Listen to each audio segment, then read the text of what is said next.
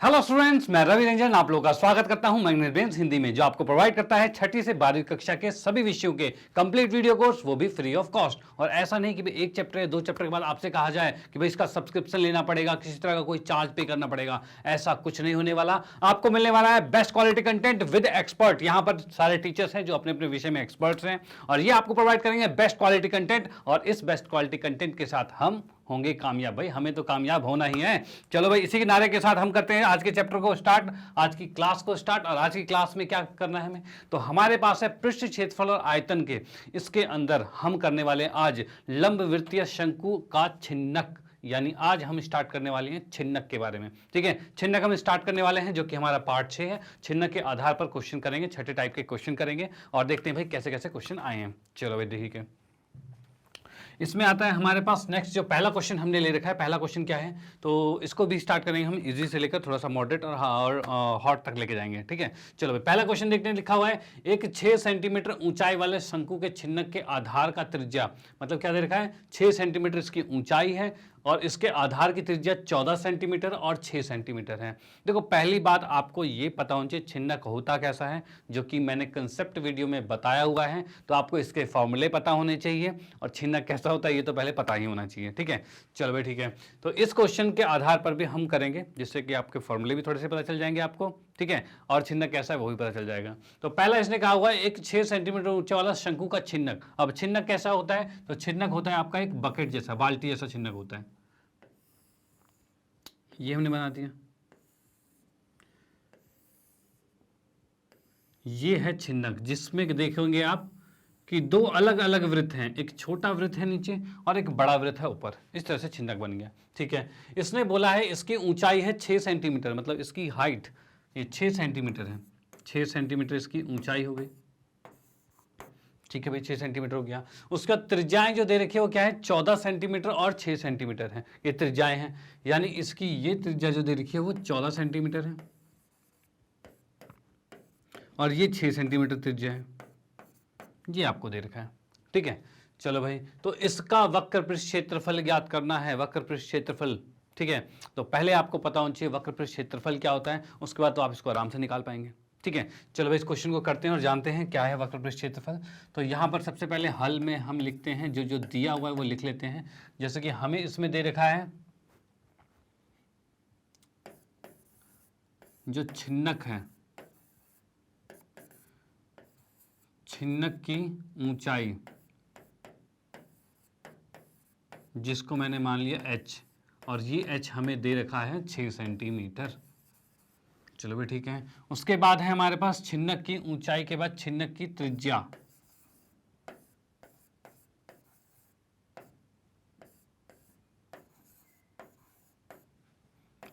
छोटी त्रिज्या,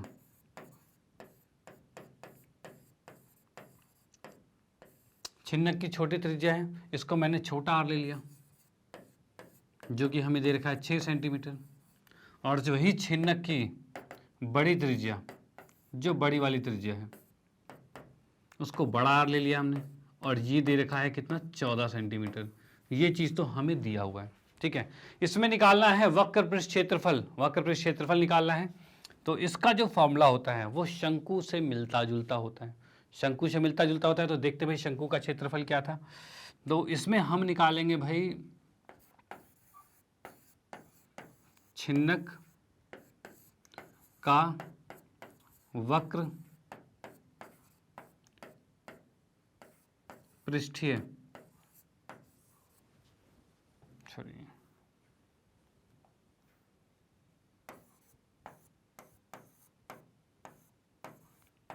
वक्र पृष्ठीय क्षेत्रफल।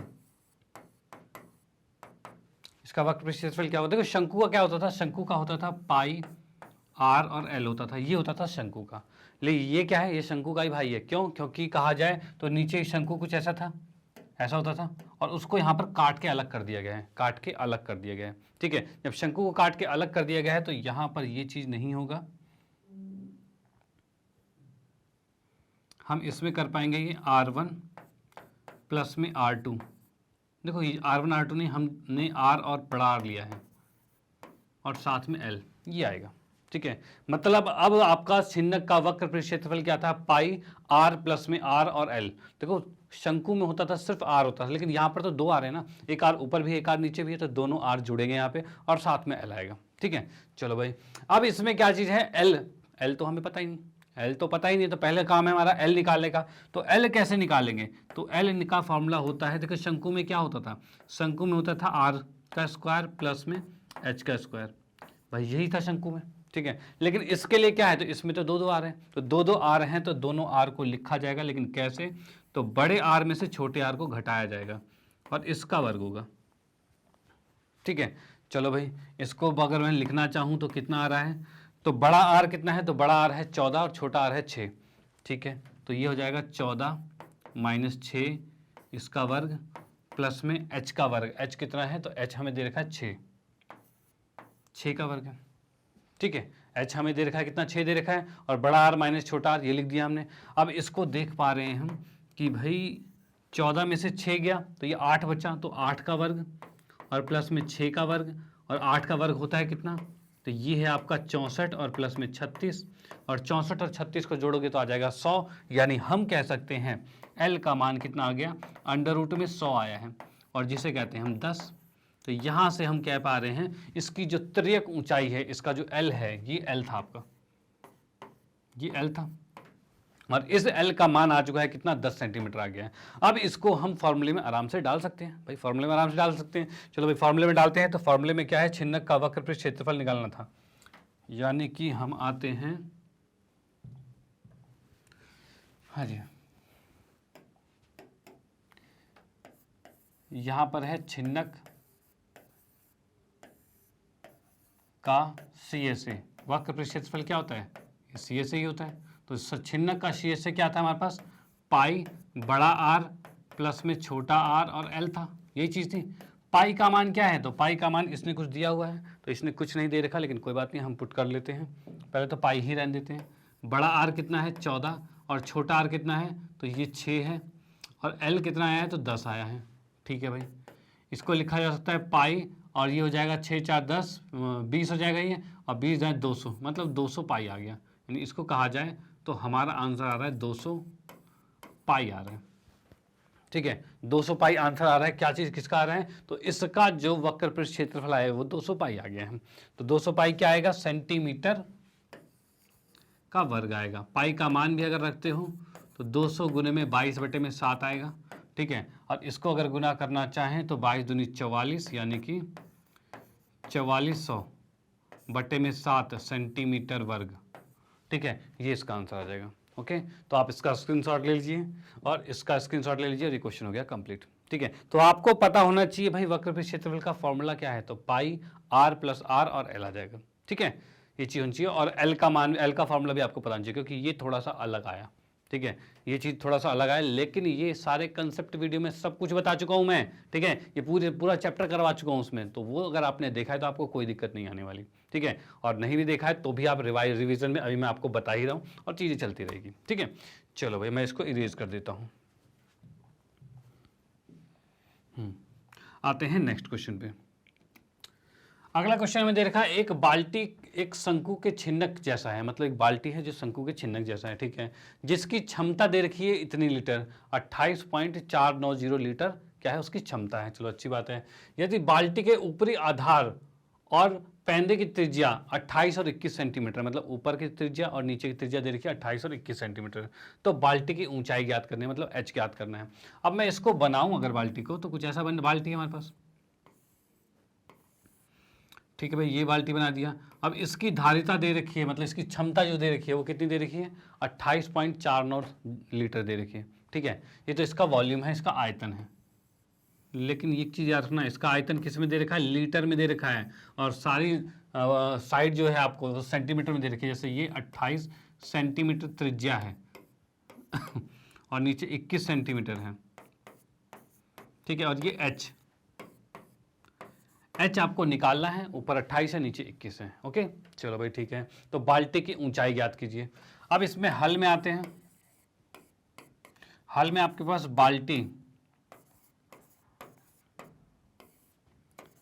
की छोटी त्रिज्या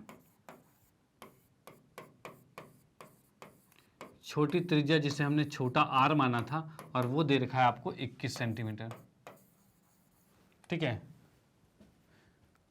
त्रिज्या, ठीक है। और बाल्टी की बड़ी त्रिज्या जो है ये बड़ा आर है, और ये आपको दे रखा है 28 सेंटीमीटर। चलो भाई, हो गया। उसके बाद इसमें कहा जाए बाल्टी की ऊंचाई, जिसको हम मान रहे हैं h, और ये हमें फाइंड करना है। ठीक है ना, h है वो हमें निकालना है। ओके, चलो भाई, बढ़िया। अब हमें पता है बाल्टी का आयतन कितना है।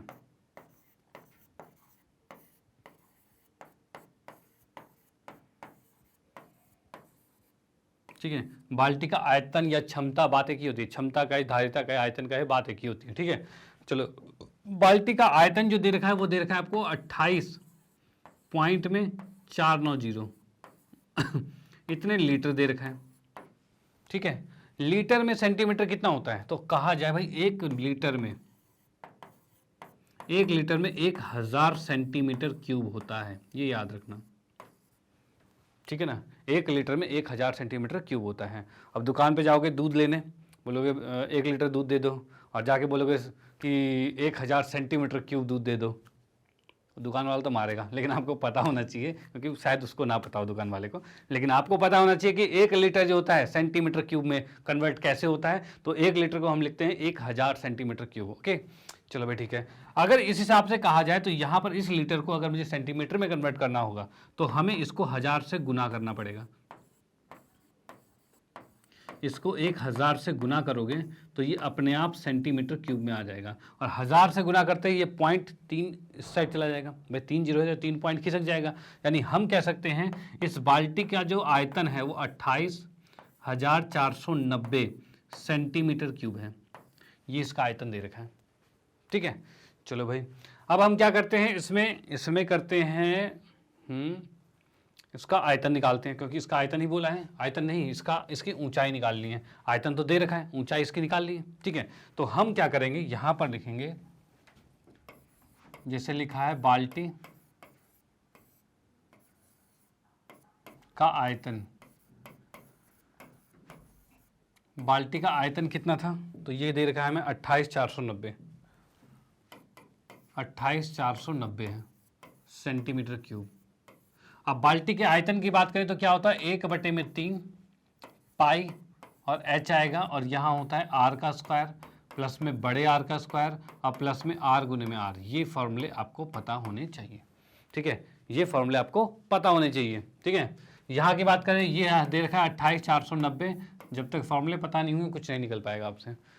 h निकालना है हमें, बाकी सबको उठा के दूसरी तरफ भेज देते हैं। ठीक है, h मैं यहीं रखता हूँ, और बाकी की बात करें तो 28,490 गुने में 3 हो जाएगा, क्योंकि नीचे वाला 3 ऊपर जाके गुना हो जाएगा। बाकी ऊपर वाली चीज़ नीचे भाग में आएगी, जो कि आ रही है पाई और r का स्क्वायर और r का स्क्वायर और प्लस में r गुने में r।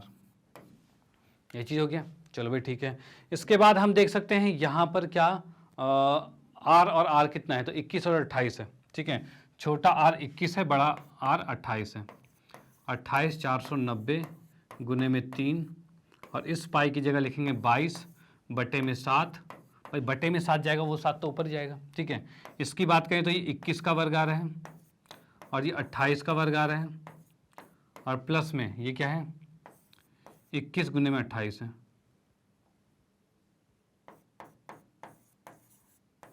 ठीक है भाई, 21 गुने में 28 है। अब यहाँ हम देख पा रहे हैं भाई कुछ कॉमन आ रहा है, कुछ कॉमन आ रहा है नीचे में। तो नीचे में 7 का वर्ग है, 7 का वर्ग इसमें भी है, और 7 × 21 = 7 × 28, 7 का वर्ग इसमें भी है। तीनों में 7 का वर्ग कॉमन आ रहा है, तो इसमें से 7 के वर्ग को बाहर निकाल लेंगे। ऊपर जो लिखा है वो लिखे ही रहने दो। 28,490 गुने में 3 गुने में 7 बटे में 22 गुने में इसका 7 का वर्ग बाहर निकालते हुए 49 हो जाएगा। और अंदर की बात करें तो 7 × 21 होता है, तो 3 का वर्ग बचा है, तो 3 का वर्ग क्या होता है, 9 होता है। 7 × 28 4 का वर्ग मतलब 16 होता है, और 7 × 21 7 × 28 मतलब 4 × 12 बचा यहाँ पे। ये हो सकता है। ठीक है, आप चाहो तो इसका वर्ग निकाल के जोड़ के भी वैसे भी कर सकते हो, और कॉमन लेके करोगे तो कटने में थोड़ी सी आसानी हो जाएगी। ठीक है, कटने में कैसे आसानी होगी, यहाँ आपको दिख रहा है, देखो 7 7 से ही कट गया। ठीक है, ये चीज़ें कट रही है। अब यहाँ से काटोगे तो 7 से ये कटेगा ऊपर, तो 7 चौक 28 और 0 7 7 49 0, ये आ रहा है आपके पास 4070 आ रहा है। हाँ ठीक है, ये आ गया। अब इसको हम लिख सकते हैं यहाँ पर बराबर में कितना कितना बचा है, 4070 गुने में 3 बटे में 22 है, और गुने में यहाँ पर कितना बचा है, ये है आपका 25 26 27 और 37 बच गया, ये 37 बच गया। ठीक है, ये है ना हमारे पास, ये 28 और 9 37, बिल्कुल ठीक है, ये चीज़ आ गया। उसके बाद हम देख पा रहे हैं कुछ कट रहा है यहाँ पे, तो काटने की बात करें तो 11 दूनी 22 और 2 को 11 से कर देंगे। ठीक है, और यहाँ से करेंगे तो 2035 आ रहा है। ठीक है भाई, ये चीज़ आ गया। और कुछ कट रहा है यहाँ पे, तो 11 एकम 11 और 11 एकम 11 और बचा 93, 11 88, 11 55, हाँ 11 से ही कट जाएगा, 185 पे कट जाएगा। ठीक है, 11 से 185 पे कट गया। ठीक है भाई, और इसकी बात करें तो 5 या 15, 5 7 35, इससे 5 पे कट जा रहा है, यानी हमारा आंसर कितना आ रहा है, 15 आ जा रहा है। ठीक है, तो 15 क्या आया है, 15 आ गया है एच का मान। एच का मान कितना आ गया, ये एच चल रहा है हमारे पास, एच का मान 15 आ गया है, और ये सेंटीमीटर में। ओके, तो यहाँ से आपको कैलकुलेशन को अपनी फास्ट करना पड़ेगा। कैलकुलेशन अगर फास्ट होती है तो आप आराम से निकाल सकते हैं। ठीक है, नहीं तो बहुत टाइम लग जाएगा। तो जितने ज़्यादा क्वेश्चंस करोगे उतनी कैलकुलेशन आपकी फास्ट होती जाएगी। ठीक है, तो आप इसको नोट कर सकते हो। तो यहाँ पर था कुछ ज़्यादा नहीं का मतलब क्या है, इसमें आपको इसका आयतन दे रखा था लेकिन लीटर में था, तो आपको कन्वर्ट करना आना चाहिए कि लीटर को हम सेंटीमीटर में कैसे कन्वर्ट करते हैं। तो 1000 से मल्टीप्लाई, मतलब 1000 से गुना कर दोगे तो ये आपका हो जाएगा। ठीक है, सेंटीमीटर में। और उसके बाद जब हमें आयतन दे ही रखा है इतना, तो आयतन का फॉर्मूला लगाया और हमें एच का मान निकालना था, तो एच रह गया, बाकी सबको नीचे भेज दिया और सब में वैल्यूज पुट करिए और काटा पीटा और आंसर निकाल दिया। ठीक है, तो आप इसका स्क्रीनशॉट ले सकते हैं और इसका भी स्क्रीनशॉट ले सकते हैं। फिर आते हैं हम नेक्स्ट क्वेश्चन पे। ओके, तो नेक्स्ट क्वेश्चन हमारे पास है, एक लंबवृत्तीय शंकु की ऊंचाई को आधार के समांतर दो समतलों द्वारा 3 बराबर भागों में बांटा गया है। अब देखो ये कैसे क्या किया गया है। तो एक शंकु मैंने बनाया, ये शंकु कुछ ऐसा बना दिया हमने,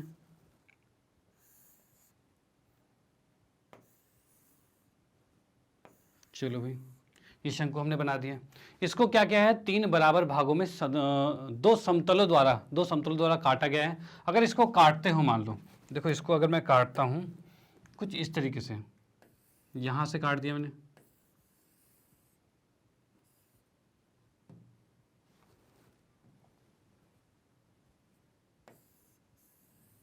इस तरह से काट दिया, तो यहां पे हम यहां पर एक काट दिया और एक समतल यहां से काट दिया, इस तरह से समतल से काट दिया। ठीक है, अगर इसको ऐसे काटा जाए तो 3 बराबर भागों में इक्वल में काट दिया गया। और कैसे काटा है वो यहाँ पर मैं आपको बता देता हूँ।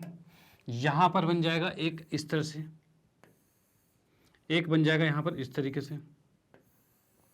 ठीक है, ऐसे करके 3 इक्वल पार्ट में काट दिया गया है। ठीक है, तो मैं इस समतल को यहाँ पर से हटा देता हूँ जिससे थोड़ा सा आसानी हो जाएगी तुम्हें समझने में। तो इस तरह से इसने काट दिया भाई, 3 ऐसे से काट दिया गया। ओके, चलो भाई, जैसा कि इसने कहा है कि 2 समतलों द्वारा, एक समतल यहाँ था एक समतल यहाँ से, इससे इसने शंकु को काट दिया। ठीक है, चलो भाई, उसके बाद इसने कहा है दर्शाइए कि ऊपरी सिरे से आरंभ करके तीनों भागों के आयतनों का अनुपात इतना है। मतलब पहले वाले का अगर आयतन 1 है तो दूसरे का 7 होगा और तीसरे का 19 होगा। इस अनुपात में तीनों का आयतन है। ठीक है, तो हमें क्या करना है, तीनों का आयतन निकालना है और तीनों का आयतन का अनुपात निकालना है। ठीक है, तो चलो भाई पहले लिखते हैं, इसके नेमिंग कर देते हैं। नेमिंग क्या क्या चीज़ होगी, तो यहाँ पर हम इसमें एक लाइन यहाँ खींचते हैं ऐसे, और ये कर दिया। ठीक है, यहाँ से भी ये हो जाएगा और यहाँ से भी ये हो जाएगा भाई, 3 बन गए हमारे पास। इसको हमने कहा ए, इसको इधर पूरा ही ज्वाइन कर देते हैं, कोई दिक्कत वाली बात नहीं है। बी सी, ठीक है, ये आपका हो रहा है ओ, सी के बाद डी ई एफ जी कर दिया हमने, और ये पॉइंट जो आपको दे रखे हैं इसको हमने कर दिया, ये पी है, ये क्यू है और ये आर है, ये पॉइंट हमने कर दिए। ओके, चलो भाई इनकी नेमिंग हमने ये डाल दी है। अब यहाँ पर हम देख पा रहे हैं भाई, हल में लिख लेते हैं। एक और चीज इसने कहा है बराबर भागों में बांटना। इसका मतलब क्या है कि यहां पर ये h है, ठीक है, ये भी h है और ये भी h है, मतलब तीनों की ऊंचाई बराबर है, तीनों की हाइट जो है वो बराबर है, ठीक है। तो यहां पर हम लिख सकते हैं और इसमें त्रिज्या लिख लें तो ये कितना हो जाएगा, ये त्रिज्या को मान लिया हमने r, ये त्रिज्या को मान लिया r, ये हो जाएगा r1 मान लिया और इसको मान लिया r2, ऐसा मान लिया गया, ठीक है। मतलब मैं यहाँ पर लिख लेता हूँ क्या चीज़, AR बराबर में RQ बराबर में QP है और ये तीनों के तीनों हैं H। भाई तीनों की ऊंचाई तो बराबर है, इसने कहा बराबर भागों में काटा गया, मतलब तीनों की ऊंचाई बराबर है। उसके बाद त्रिज्या की बात करते हैं तो यहाँ हम देख सकते हैं भाई RG जो है ये है R2 और QD जो है ये है R1 और जो PC है उसे कह सकते हैं हम R, ठीक है। ये चीज़ें हमने क्या किया गया है, माना है, सबको मान लिया हमने कि ये तीनों चीज़ें H हैं और ये R1 R2 और सॉरी R1 और R2 है, इस तरह से हमने मान लिया है। चलो भाई अब उसके बाद हम देखते हैं त्रिभुज बड़े वाला, यानी किस किस की बात कर रहे हैं, त्रिभुज APC और समांतर होगा, सॉरी समरूप होगा, ठीक है। समरूप होगा किसके, APC जो समरूप है वो AQD के हैं। भाई क्यों समरूप है, क्यों समरूप है, तो समरूप इसलिए है क्योंकि किसी ने कहा था समतल समांतर में काटा गया है, तो ये लाइन जो QD है वो PC के समांतर है, तो हम लिख सकते हैं भाई QD जो है वो समांतर था PC के, और यही हमने पढ़ा था किसमें, BPT परिमेय में पढ़ा था, छठे चैप्टर में, ठीक है। जो त्रिभुज वाला चैप्टर था उसमें पढ़ा था कि अगर किसी त्रिभुज में एक समांतर रेखा किसी एक भुजा को काटती है तो उसके भुजाएं एक ही अनुपात में होते हैं या फिर वो समांतर होते हैं, ठीक है। चलो, या फिर ये भी पढ़ा था उसके अंदर कि अगर समांतर होती हैं दो रेखाएं, ये समांतर होंगी दो रेखाएं, तो त्रिभुज को समरूप भागों में काटेंगे, ठीक है। तो यहाँ पर ये समांतर है और इसीलिए क्या हो जाएगा, हम कह सकते हैं समांतर है, इसलिए ये दोनों त्रिभुज जो होंगे वो समरूप हो जाएंगे। चलो भाई, अगर दो त्रिभुज समरूप होती है, ये भी परिमेय हमने पढ़ा हुआ है, अगर दो त्रिभुज समरूप होते हैं तो उनके भुजाएं भी एक ही अनुपात में होते हैं, ठीक है। तो हम इसमें लिख सकते हैं क्या, इसमें लिख सकते हैं AP बटे में, AP पूरा है उसके बटे में AQ बराबर में PC बटे में QD, यही होगा भाई। इसमें हमने लिखा है AP बटे में AQ बराबर में PC बटे में QD लिखा है, ये चीज़ें लिख सकते हैं, ठीक है भाई। दो भुजाएं, तीनों भुजाएं अनुपात में होती है, हमने दो ही लिखा है फिलहाल, ठीक है। तीसरा भी लिख सकते हैं लेकिन तीसरे की जरूरत नहीं है, क्योंकि तीसरी भुजा जो आएगी वो आएगी AC, और AC हमें पता नहीं है, उसका यूज़ भी नहीं करना हमें, ठीक है, उसका यूज़ ही नहीं करता क्योंकि हम यहाँ पर आयतन की बात कर रहे हैं। आयतन में तिर्यक ऊंचाई नहीं होती, इसलिए हम उसका यूज़ नहीं कर रहे हैं। अगर क्षेत्रफल की बात करते हैं तो हम उसका भी यूज़ कर लेते हैं, ठीक है। तो फिलहाल यूज़ नहीं है। अब हमने लिख लिया AP बटे AQ बराबर में PC बटे में QD लिख दिया, ठीक है। AP की बात करें तो AP कितना है, तो AP जो आपका पूरा है वो H मतलब 3H है। तो चलो भाई, हमने लिखा AP को 3H लिख दिया। AQ कितना है, तो AQ की बात करें तो A से Q तक ये आ रहा है आपका H और H 2H है, तो 2H लिख दिया हमने। और बराबर में PC कितना है, तो PC की बात करें तो बड़ा R है, और उसके बाद हम बात करें QD की तो ये R1 है, ये R1 हो गया, ठीक है। अब यहां से हम देख सकते हैं H से H कट गया, R1 को उठा के इस साइड लाएंगे और बाकी को इस तरफ भेज देंगे, तो यानी R1 का मान कितना आ गया है, तो R1 का मान आ गया 2 ऊपर जाएगा तो 2R आएगा, और बटे में 3 नीचे आ जाएगा तो 3 आ जाएगा, ठीक है। मतलब ये क्या आ गया, R1 का मान आ गया 2R बटे में 3, 2R बटे में 3 आ गया। चलो भाई, ये डन हो गया कि R1 का मान हमारा आ चुका है, R1 का मान आ गया 2R बटे में 3, एक तो हमने निकाला। उसके बाद इसी तरह से हम R2 का भी मान निकालेंगे। R2 के मान के लिए हमारे पास कौन सा त्रिभुज आएगा, तो APC और ARG, इसको लेंगे। त्रिभुज APC और त्रिभुज समरूप होगा त्रिभुज ARG। क्यों समरूप होगा, भाई ए आर जी क्यों समरूप होगा, क्योंकि आर जी जो है वो पी सी के समांतर है, आर जी जो है वो समांतर है पी सी के, इसलिए समरूप हो जाएगा। ठीक है, अब इसमें लिख सकते हैं क्या, हम इसमें लिख सकते हैं ए पी बटे में ए आर, ए पी बटे में ए आर बराबर में क्या है, पी सी बटे में आर जी, ये लिख सकते हैं। ठीक है, यानी हमने क्या किया, ए पी बटे में ए आर ये कर दिया और पी सी बटे में आर जी कर दिया, ये चीजें कर दी। यही सेम चीज हमने इसमें करी थी, उसमें भी कर दी है, क्योंकि अब हमने छोटे त्रिभुज के अनुसार किया है, पहले हमने बड़े त्रिभुज के अनुसार किया था कि भाई अब छोटा त्रिभुज लिया, पिछली बार हमने ये बड़ा त्रिभुज लिया था। ठीक है, अब इसमें इसके मान लिख देते हैं, तो हम देख पा रहे हैं ए पी कितना है, तो 3h है, और ए आर कितना है, सिर्फ h है। ए पी कितना है, 3h है, और ए आर सिर्फ h है। पी सी की बात करें तो ये r था, और ये आर जी की बात करें तो ये R2 था। h से h कट गया, और R2 को उठा के इधर लेके आऊंगा तो R2 का मान कितना आ जाएगा, R बटे में 3 आ जाएगा, ये चीज आ गई। ठीक है, ये हमारा R2 का मान आ गया। अब उसके बाद क्वेश्चन में कहा गया है, क्या कहा गया है, क्वेश्चन में कहा है तीनों का आयतन निकालना है, तीनों का आयतन निकालना है, तभी तो उसका अनुपात करेंगे। तो पहले हम कहते हैं ए एफ जी शंकु है, शंकु ए एफ जी का आयतन।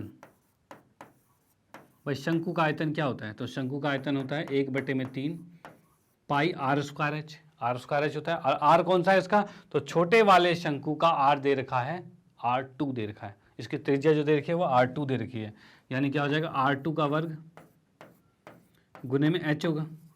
ठीक है, अब इसमें बात करें तो पाई बटे में 3 तो आ रहा है, और R2 का मान कितना है, तो R2 का मान हमने निकाला है R बटे में 3, तो यानी ये कितना आ रहा है, तो R बटे में 3 आ रहा है, इसका वर्ग है और गुने में h है।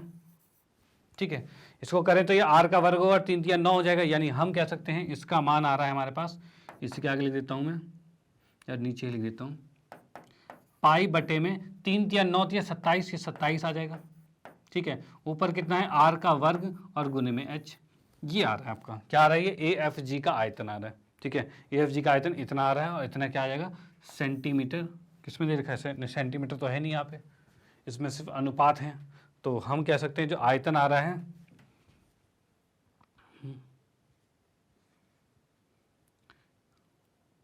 ये घन में आ जाएगा बस।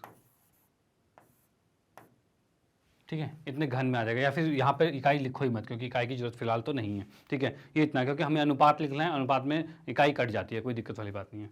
तो यहाँ पर हमने पहले निकाल दिया क्या, पहले निकाल दिया सबसे ऊपर वाले शंकु जो था उसका आयतन निकाल दिया। अब सेकंड की बात करें, सेकंड कौन सा है, तो सेकंड हमारा दे रखा है FGDE है, ये चीजें इसको लिख लेते हैं। तो अब करेंगे छिन्नक अगला, तो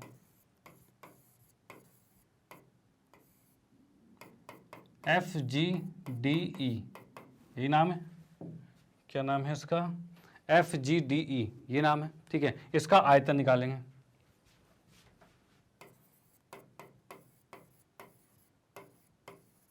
इसका आयतन आ रहा है, तो इसके आयतन की बात करें तो आयतन का फॉर्मूला क्या है इसका, इसके आयतन का फॉर्मूला हमारे पास है, क्या फॉर्मूला बनेगा, तो भाई आयतन का फॉर्मूला तो छिन्नक का यही था, पाई 1/3 पाई h, और यहाँ पर हो जाएगा R1 का वर्ग प्लस में R2 का वर्ग प्लस में R1 गुने में R2, ये चीज़ का फॉर्मूला। ठीक है, अब हम देख पा रहे हैं भाई पाई तो पाई रह गया, 3 है, h है, R1 का मान कहें तो R1 का मान कितना रहा है, तो R1 का मान हमारे पास आया है 2R बटे में 3, R1 का मान है 2R बटे में 3, 2R बटे में 3, इसका वर्ग आ जाएगा। R2 की बात करें तो कितना आ रहा है, R2 का मान है R बटे में 3, तो R बटे में 3 का वर्ग आ गया, प्लस में R1 R2 है, मतलब 2R बटे में 3 गुने में R बटे में 3, ये चीज़ आ गई।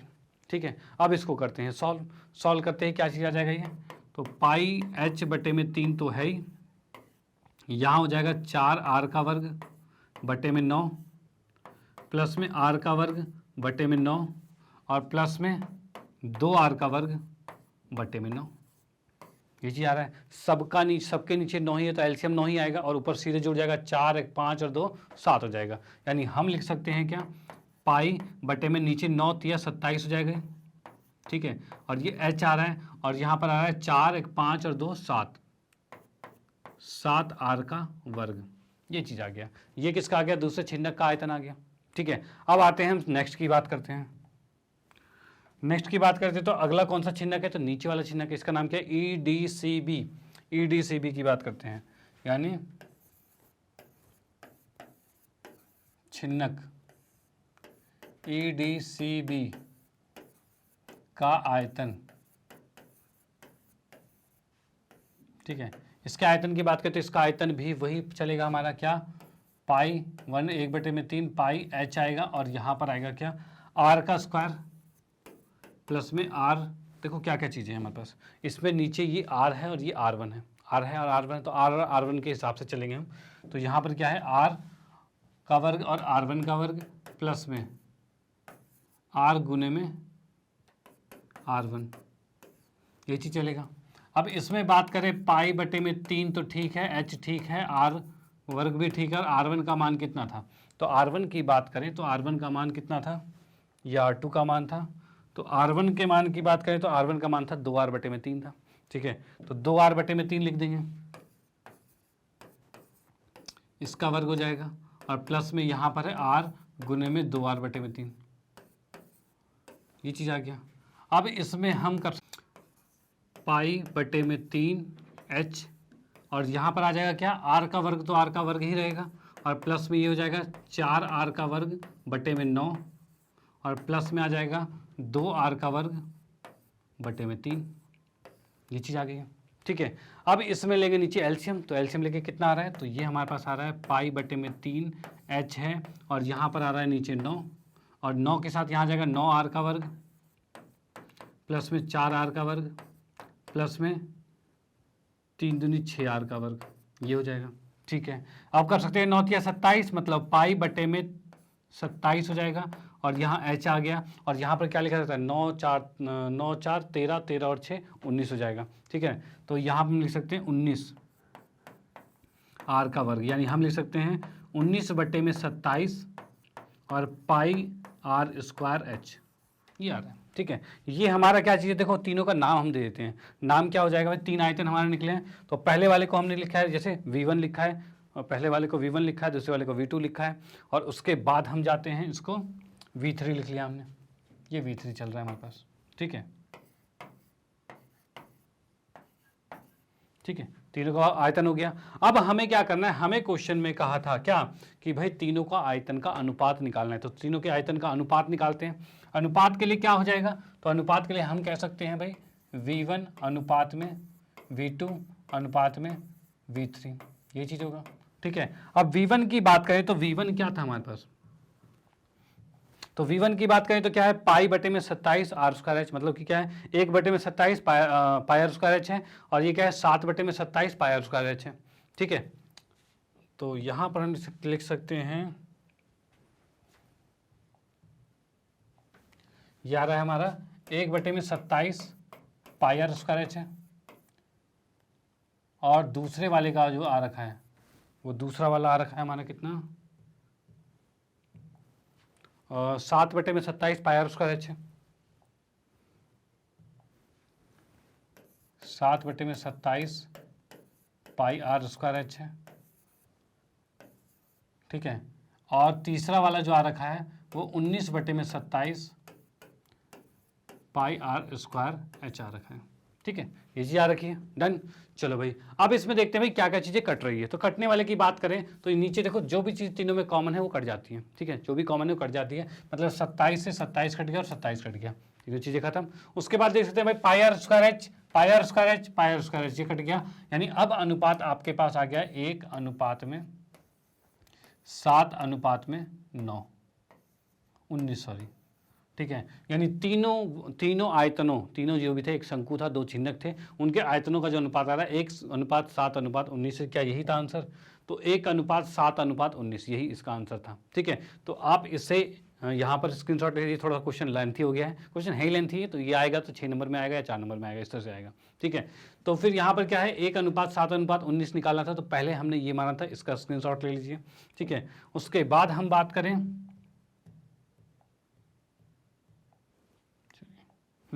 उसके बाद बात करें तो इसका स्क्रीनशॉट ले लीजिए सेकंड, ठीक है।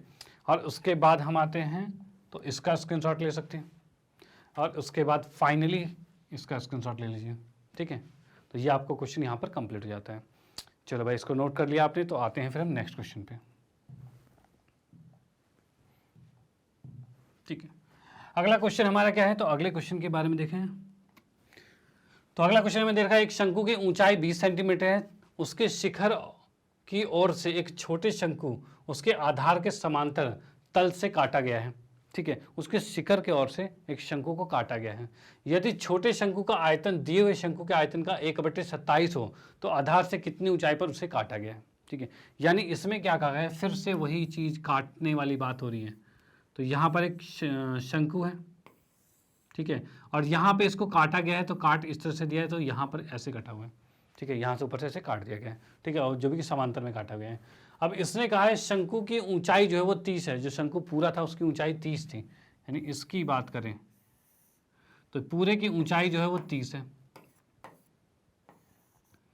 ठीक है भाई। शंकु के पूरे की ऊंचाई 30 है, और कहा है उसके शिखर से एक छोटे शंकु का काटा गया है। यदि छोटे शंकु का आयतन, छोटे शंकु देखो आर का नहीं पता हमें इसमें, ठीक है, तो आर हमारे पास ये कितना है, R1 हो जाएगा और ये R2 हो जाएगा, ठीक है। इस तरह से हमने मान लिया है, ये R1 है और R2 है, ठीक है भाई।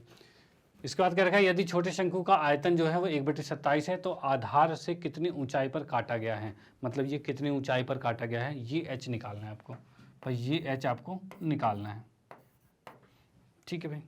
अब हमें क्वेश्चन में दे रखा है, हम इसमें आते हैं हल में, तो यहाँ हमें दे रखा है कि भाई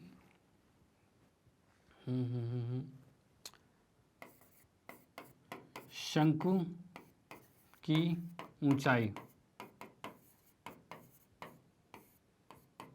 ये दे रखी है हमें, जिसको हम मान लेते हैं कैपिटल H, ये हमें दे रखा है 30 सेंटीमीटर, ठीक है भाई। शंकु की ऊंचाई 30 सेंटीमीटर दे रखी है, और उसके बाद जो छिन्नक है, जो छिन्नक आपको दिख रहा है, छिन्नक की बड़ी त्रिज्या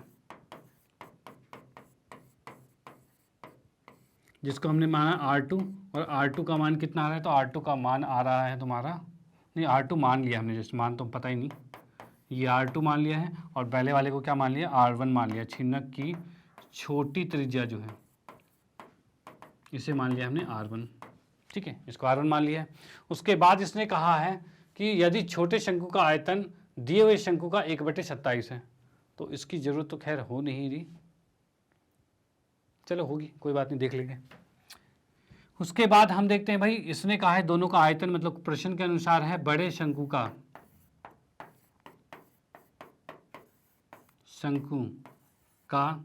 आयतन जो है, बड़े शंकु का जो आयतन है वो कितना है, उसका 1/27 जो है वो छोटे शंकु के आयतन के बराबर है। शंकु का आयतन,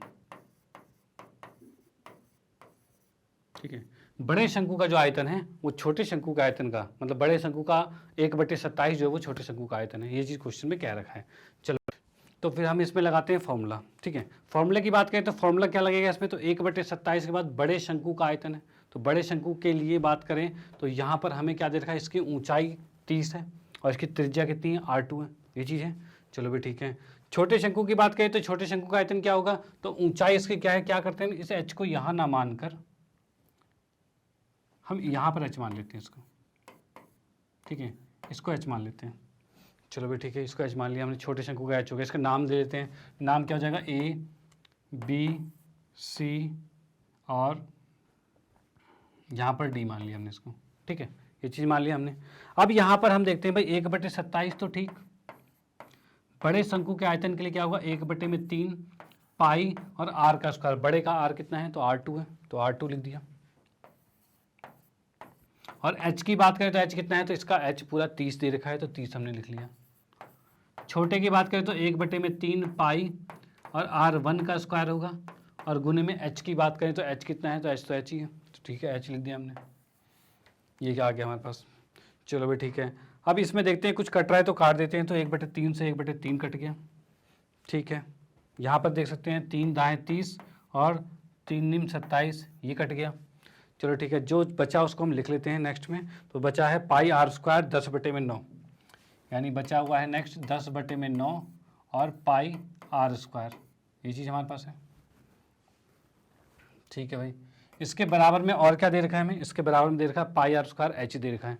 तो पाई आर स्क्वायर एच लिख देते हैं, पाई आर स्क्वायर एच दे रखा है। लेकिन ये वाला आपका क्या है, ये आपको दे रखा है R1 और ये दे रखा है R2, यानी ये R2 है और ये R1 है, ये चीज़ हो गया। ठीक है, अब क्या करते हैं, इसमें पाई से पाई भी कटता हुआ दिख रहा है हमें, और R2/R1 लिख लेते हैं, मतलब R2/R1 इसका वर्ग, मतलब इसको उठा के नीचे ले आए तो इसका वर्ग जो है वो कितना, 9 को उधर भेज देंगे तो 9H बटे में, ये 9H हो जाएगा, बटे में 10 आ जाएगा, ये चीज़ आ गई है। चलो भाई ठीक है, उसके बाद हम देखते हैं क्या, तो यहाँ पर एक त्रिभुज हमें दिख रहा है ABC, और इसी के अंदर हमें दिख रहा है OD जो है BC के समांतर है, यानी छोटा त्रिभुज बड़े त्रिभुज के समरूप हो जाएगा। ठीक है, तो इसको भी लिख लेते हैं भाई, त्रिभुज ABC, त्रिभुज ABC ये समरूप हो जाएगा त्रिभुज ADO के। और क्यों होगा, क्योंकि यहाँ पर OD जो है समांतर है BC के, OD जो है वो समांतर है BC के।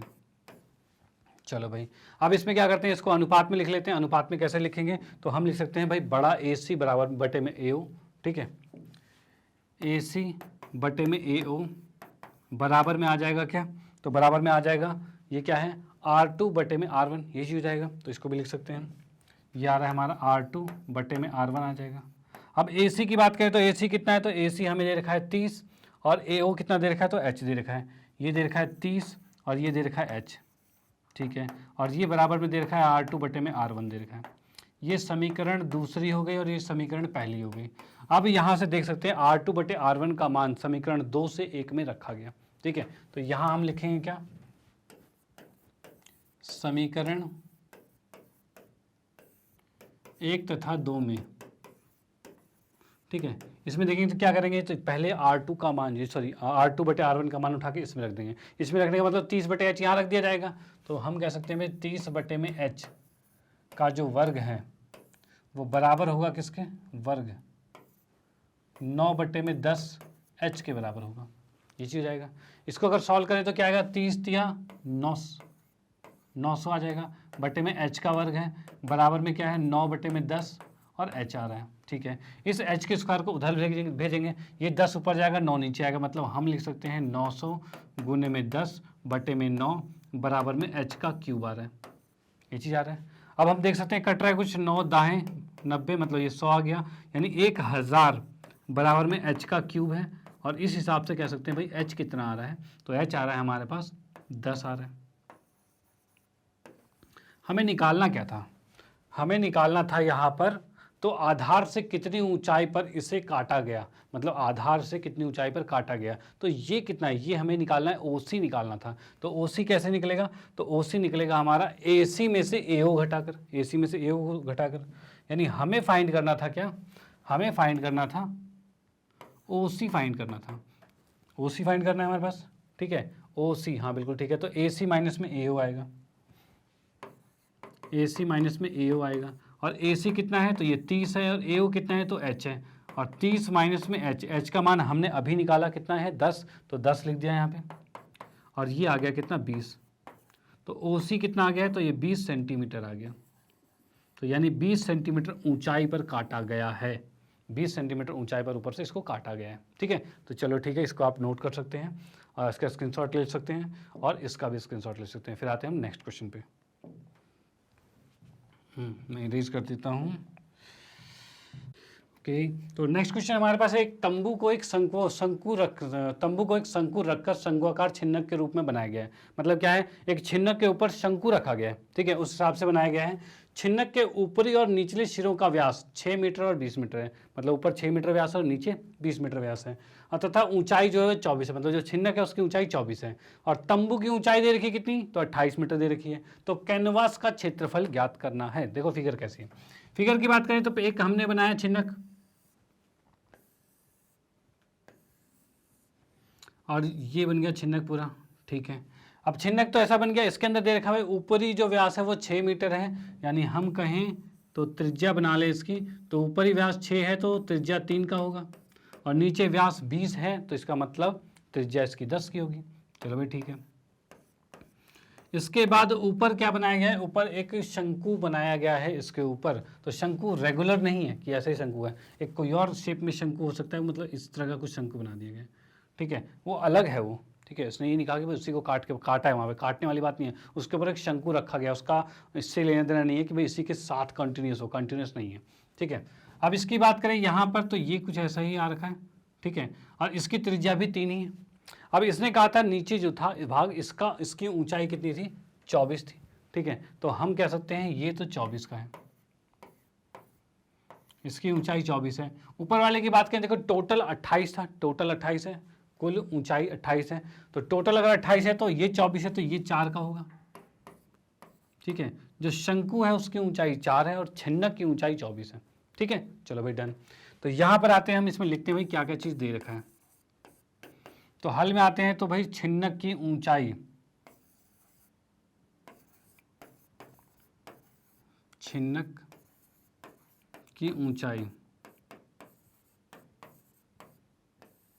छिन्नक की ऊंचाई दे रखी है कितनी, तो h दे रखी है, इसको हम बड़ा h मान लेते हैं, और ये दे रखा है हमें 24 मीटर, ठीक है। और उसके बाद छिन्नक की त्रिज्या जो है, छिन्नक की कौन सी छोटी त्रिज्या,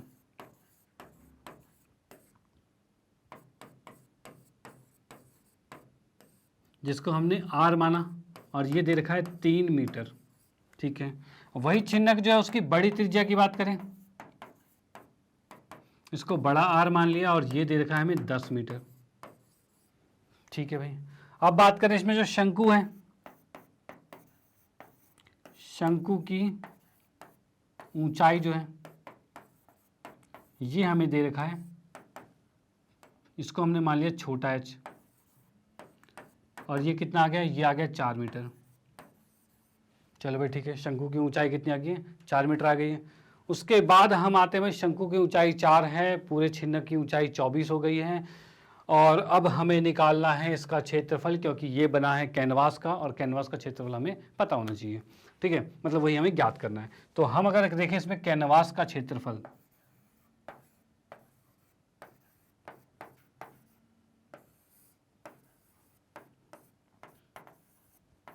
कैनवास का क्षेत्रफल, तो कैनवास का क्षेत्रफल कितना आएगा, तो उसके लिए हमें करना पड़ेगा छिन्नक का। देखो इसमें क्या है, इसमें जो कैनवास बन रहा है, मतलब जो कपड़े से ये टेंट बन रहा है, ठीक है, इस टेंट में क्या ऊपर नीचे ढक्कन लगा है कहीं, ये जो वाला ढक्कन, ये वाला ढक्कन लगा है, तो नहीं लगा है, बस साइड साइड भी तो लगेगा, ठीक है। साइड साइड का मतलब क्या हो गया, तो इसका मतलब हो गया इसका वक्र क्षेत्रफल निकालना होगा। तो छिन्नक का भी वक्र क्षेत्रफल, और उसके ऊपर जो टोपी जैसी लगी हुई है, शंकु लगी है, इसका भी वक्र क्षेत्रफल लगेगा। तो इसलिए कैनवास का क्षेत्रफल क्या होगा, तो इसमें आएगा आपका छिन्नक, छिन्नक का CSA, ठीक है, प्लस में छिन्नक का CSA हो गया, और शंकु का CSA,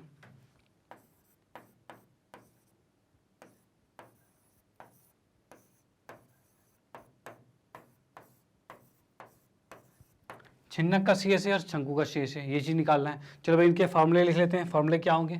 तो फॉर्मूले की बात करें तो छिन्नक का CSA क्या होगा, तो पाई R1 प्लस में, सॉरी R1 नहीं है यहाँ पे, छोटा r और बड़ा R है, ठीक है। तो हम इसके करेंगे छोटा r प्लस में बड़ा R, और गुने में कितना आ रहा है, तो गुने में यहाँ छिन्नक की बात करें तो छिन्नक को हमने की ऊंचाई को बड़ा h माना है, ठीक है, तो हमने इसको मान लिया बड़ा h, ठीक है। उसके बाद हम करते हैं भाई, ये तो आ गया इतना, प्लस में क्या चीज़ है, प्लस में शंकु का CSA, शंकु का भी CSA, तो शंकु का CSA निकाला, तो ये हमारे पास हो जाएगा पाई R, सॉरी यहाँ पर ये L आएगा, और यहाँ पर भी L आएगा, ठीक है, क्योंकि इसमें क्या है, क्षेत्रफल निकालना है, ठीक है, और क्षेत्रफल का फॉर्मूला में क्या होता है, L होता है। तो यहाँ पर हम क्या कर सकते हैं भाई, पाई R L आएगा और पाई R L आएगा, इसमें R दोनों होते हैं, R1 प्लस में R2, दो R हैं तो दो R लगेंगे, और इसमें पाई R L आ जाएगा। लेकिन हमें L नहीं पता, और दोनों के L अलग होंगे, तो L अलग होंगे, तो इसको लिख दिया बड़ा L, इसको लिख दिया छोटा L, ठीक है। तो पहला काम है L ज्ञात करना, तो L की बात करें, बड़ा L कितना होगा, तो बड़े L की बात करें तो यहाँ पर ये इसका बड़ा L आएगा यहाँ पे, ठीक है ना। और बड़ा L कैसे निकलेगा, तो इसको लिख सकते हैं भाई अंडर रूट में बड़ा R जो कि 10 है, माइनस में छोटा r जो कि 3 है इसका वर्ग प्लस में h का वर्ग जो कि 24 आएगा, ये चीज़ होगा। ठीक है, इसको हम लिख सकते हैं क्या, 7 का वर्ग 49 हो जाएगा और 24 का हो जाएगा 576। इसको अगर जोड़ते हैं तो ये आ जाएगा 625 और ये आ जाएगा आपका 25, यानी बड़ा एल तो आ गया 25। ठीक है, छोटे एल की बात करें तो छोटा एल की बात करें तो ये हमारे पास शंकु का एल है, और शंकु का एल क्या होता है, शंकु का एल होता है भाई आर का स्क्वायर प्लस में एच का स्क्वायर, यही चीज़ होता है बस। ठीक है, तो इसको हम लिख सकते हैं, यहीं पर लिख देता हूँ, छोटे एल को निकालते हैं तो ये हो जाएगा आर कितना है तो 3 का स्क्वायर और एच कितना है तो 4 का स्क्वायर। तो यानी हम इसमें कह सकते हैं 9 प्लस में 16 बराबर में √25 और बराबर में आ जाएगा 5, मतलब छोटा एल आ गया 5। ठीक है, चलो भाई ठीक है, ये चीज़ हमारी निकल गई। उसके बाद हम जो यहाँ पर क्षेत्रफल निकाल रहे थे, मतलब कैनवास का क्षेत्रफल जो निकाल रहे थे, कैनवास का क्षेत्रफल, ठीक है, जो कि हमारा ये था, तो इसमें हम क्या लिख सकेंगे, पाई लिखा। भाई क्षेत्रफल की बात करें तो यहीं पर नीचे ही लिख लेता हूँ मैं, पाई दोनों में कॉमन आ रहा है तो पाई कॉमन ले लिया हमने, और अंदर बचा है आर प्लस में आर, छोटा आर प्लस में बड़ा आर, मतलब कि 10 प्लस में 3 आ गया। ठीक है, एल की बात करें तो कैपिटल एल जो कि हमारा निकला 25, तो इसको लिखा हमने 25, प्लस में छोटे आर की बात करें तो छोटा आर हमें दे रखा है कितना 3, तो 3 के साथ और गुने में कितना आ रहा है, एल आ रहा है 5, तो ये 5 लिख दिया।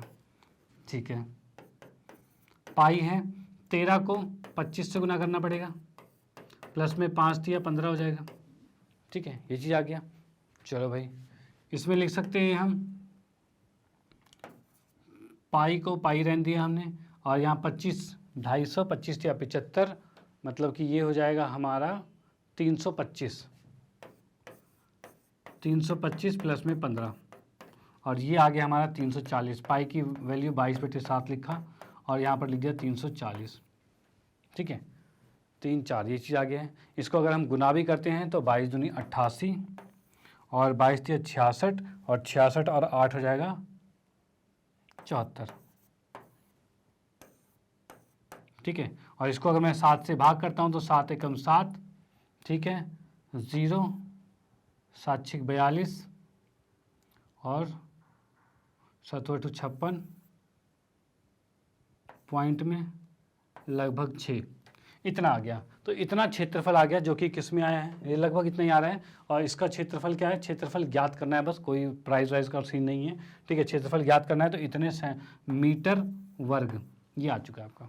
ठीक है, यानी देखो क्वेश्चन में क्या था, क्वेश्चन में आपको दे रखा है एक छिन्नक था, उसके ऊपर शंकु है। ठीक है, छिन्नक का क्षेत्रफल निकालना है, और छिन्नक का क्षेत्रफल हमें पता है क्या होता है, तो होता है पाई आर प्लस में आर और एल, ये होता है। और उसके बाद शंकु का क्षेत्रफल जो कि क्या होता है, पाई आर एल। ये क्या है, कौन सा क्षेत्रफल है, ये इसका है वक्र पृष्ठ क्षेत्रफल, दोनों का, दोनों को हमने जोड़ दिया है। ठीक है, अब इसके अंदर हमें एल की रिक्वायरमेंट थी तो हमने एल को निकाला और एल को निकाला, और छिन्नक में एल निकालते हैं कैसे, छिन्नक में निकालते हैं आर माइनस में आर प्लस में एच का स्क्वायर, ये चीज़ होता है इसका रूट। और जो शंकु में होता है वो आर का स्क्वायर प्लस में एच का स्क्वायर, इसका रूट होता है। तो यहाँ से दोनों का हमने पहले एल निकाला, उस एल को हमने यहाँ पर पुट किया और पुट करके आंसर निकाल दिया। ठीक है, तो आप इसका स्क्रीनशॉट ले सकते हैं और इसका स्क्रीनशॉट ले सकते हैं। आते हैं फिर हम नेक्स्ट क्वेश्चन पे, इसको मैं इरेज कर देता हूँ। ओके, तो नेक्स्ट क्वेश्चन हमारे पास दे रखा है, एक 10 सेंटीमीटर लंबे बेलनाकार भाग वाले टीन के चद्दर की एक तेल की कुप्पी शंकु के छिन्नक से जुड़ी है। मतलब ये क्या है, शंकु का छिन्नक है, उसके साथ नीचे एक बेलन जुड़ा हुआ है, जो कि किप्पी आपने देखी है, तेल वाली किप्पी देखी ना, उस तरीके की चीज़ बात कर रहे हैं। यदि कुल ऊंचाई 22 सेंटीमीटर है तथा बेलनाकार भाग का व्यास जो है वो 8 सेंटीमीटर, और कुप्पी के ऊपरी सिरे का व्यास 18 सेंटीमीटर है, तो कुप्पी को बनाने के लिए आवश्यक टीन का क्षेत्रफल ज्ञात करना है। मतलब वो जो कुप्पी बन रही है उसका क्षेत्रफल हमें ज्ञात करना है। तो पहला हमारा काम है इसकी फिगर बना लेना कि कुप्पी कैसी है। ठीक है, तो कुप्पी की बात करें तो एक छिन्नक कुछ ऐसा बनेगा। ठीक है भाई, छिन्नक बना लिया हमने। उसके बाद नीचे एक बेलनाकार भाग ऐसे जुड़ा रहता है। ठीक है, कुछ ऐसा आ जाएगा। अब देखते हैं क्या क्या चीज़ें दे रखी है। तो 10 सेंटीमीटर लंबे बेलनाकार, मतलब क्या है, बेलन की लंबाई जो है वो 10 सेंटीमीटर है। चलो भाई, 10 सेंटीमीटर हमने ले लिया है। उसका बेलनाकार भाग वाले टीन के तेल के ऊपरी छिन्नक, यदि कुल ऊंचाई 22 है, कुल ऊंचाई 22 है, कुल ऊंचाई 22, अगर कुल ऊंचाई 22 है हमारे पास, तो इसमें इसकी बात करें तो देखो कुल तो 22 है, नीचे 10 है, तो ये कितना बचा, ये 12 बचा, तो भाई 12 लिख लिया हमने। ठीक है, उसके बाद इसने कहा है तथा बेलनाकार भाग का व्यास जो है वो 8 है, मतलब यहाँ की बात करें तो ये 4 का त्रिज्या होगा इसका। ठीक है, त्रिज्या 4 की हो गई है, चलो ठीक है। तथा कुप्पी के ऊपरी सिरे का व्यास जो है वो 18 सेंटीमीटर है, मतलब ऊपरी सिरे का जो व्यास है वो 18 है, तो ये कितना आ जाएगा, ये 9 का आ जाएगा, ये हमने लिख दिया। तो कुप्पी बनाने के लिए आवश्यक टीन के क्षेत्रफल को ज्ञात कीजिए, मतलब यहाँ पर टीन का क्षेत्रफल ज्ञात करना है हमें। ओके, चलो भाई पहले लिख लें भाई क्या क्या चीज़ें पता है हमें। तो हल में क्या चीज़ें सबसे पहले लिखेंगे, बेलन की ऊंचाई जी हमें दे रखा है 10 सेंटीमीटर। चलो भाई ठीक है, बेलन की ऊंचाई 10 सेंटीमीटर आ गई है। दूसरी बात करें, बेलन की ऊंचाई आ गई है, छिन्नक की ऊंचाई जो है, छिन्नक की ऊंचाई